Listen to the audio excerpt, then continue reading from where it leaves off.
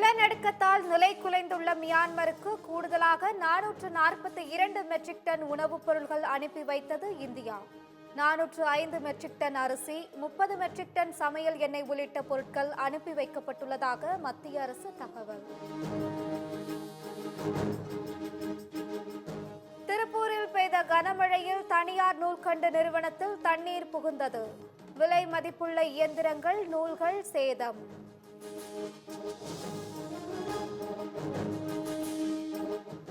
கர்நாடக மாநிலம் மங்களூர் அருகே பலத்த காற்றுடன் இடியுடன் கூடிய கனமழை. மரம் விழுந்ததில் மின்கம்பங்கள் சேதம்.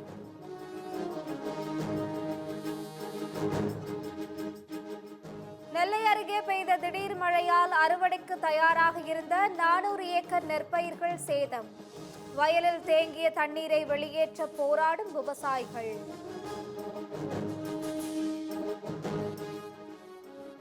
புதுச்சேரியில் போராட்டத்தில் ஈடுபட்டுள்ள ஒப்பந்த ஆசிரியர்கள் முதலமைச்சர் ரங்கசாமியை சந்தித்தனர்.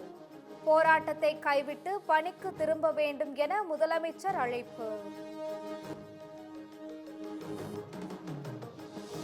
வரும் 8ஆம் தேதி முதல் தமிழ் திரைப்பட தயாரிப்பாளர் சங்க உறுப்பினர்களின் படங்களுக்கு பெப்சி ஒத்துழைப்பு தராது.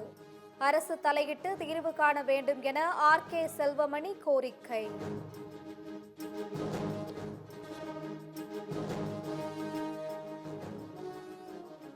உத்தரப்பிரதேச சம்பால் பகுதியில் கார் பழுதுநீக்கும் மையத்தில் பயங்கர தீ விபத்து.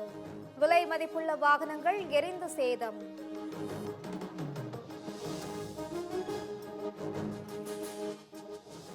இலங்கை வந்துள்ள பிரதமர் மோடி அந்த நாட்டின் முன்னாள் கிரிக்கெட் கேப்டன்களை சந்தித்து உரையாடினார். பிரதமர் மோடிக்கு நினைவு பரிசு வழங்கி கௌரவித்தனர்.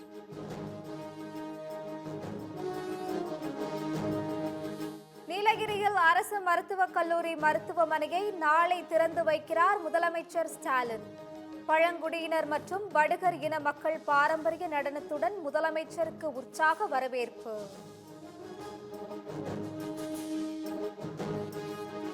தமிழகத்தில் விருதுநகர், மதுரை உள்ளிட்ட பல இடங்களில் கோடை மழை.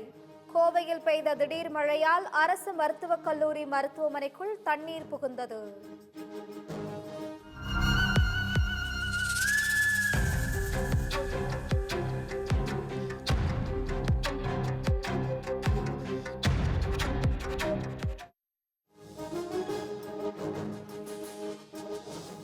திருப்பரப்பு அருவியில் திடீர் வெள்ளப்பெருக்கு ஏற்பட்டதால் ஆர்ப்பரித்து தண்ணீர் கொட்டுகிறது.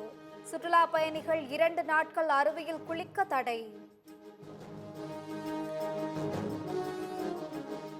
தமிழ்நாட்டில் அதிகபட்சமாக வேலூரில் 100.4 ஃபாரன்ஹீட் வெயில் சுட்டெரித்தது. வானிலை மையம் தகவல். ராமேஸ்வரத்தில் புதிய பாம்பன் ரயில் பாலத்தை நாளை திறந்து வைக்கிறார் பிரதமர் மோடி. தமிழ்நாட்டில் சகோதர சகோதரிகளை சந்திக்க ஆவலுடன் இருப்பதாக பிரதமர் மோடி பதிவு. வக்ஃபு சட்ட திருத்தத்திற்கு எதிராக அனைத்து மாவட்ட தலைநகரங்களும் காங்கிரஸ் நாளை கருப்பு கொடி ஆர்ப்பாட்டம். பிரதமர் மோடி தமிழகம் வரும் நிலையில் காங்கிரஸ் போராட்டம்.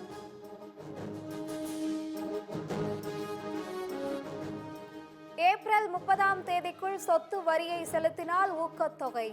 சென்னை மாநகராட்சி அறிவிப்பு.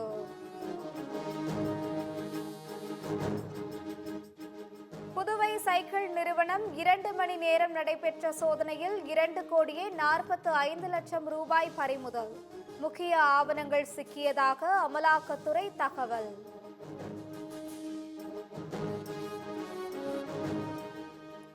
புதுக்கோட்டை அருகே வெட்டி படுகொலை செய்யப்பட்டவரின் உறவினர்கள் போராட்டம். கொலை செய்யப்பட்ட இடத்திலேயே உடலை அடக்கம் செய்ய வேண்டும் என சாலை மறியல்.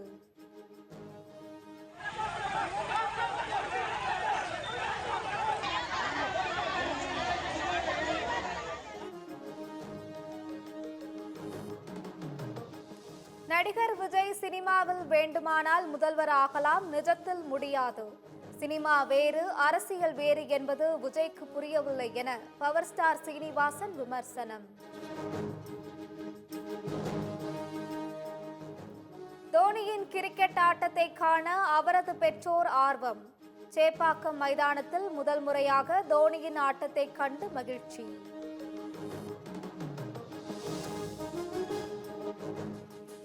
ஐபிஎல் கிரிக்கெட்டில் இருந்து ஓய்வு பெறுகிறாரா எம்எஸ் தோனி? தோனியின் பெற்றோர் வந்ததால் சமூக வலைதளங்களில் பரவும் தகவல்.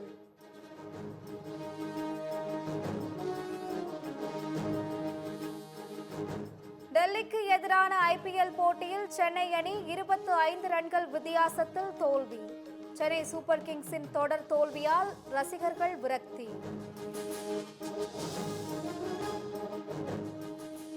இன்றைய இரண்டாவது ஐபிஎல் லீக் போட்டியில் பஞ்சாப் அணி டாஸ் வென்று பந்து வீச்சு தேர்வு. ஜெய்ஸ்வால், சாம்சன் ஆகியோரின் அதிரடி ஆட்டத்தால் வலுவான நிலையில் ராஜஸ்தான் அணி.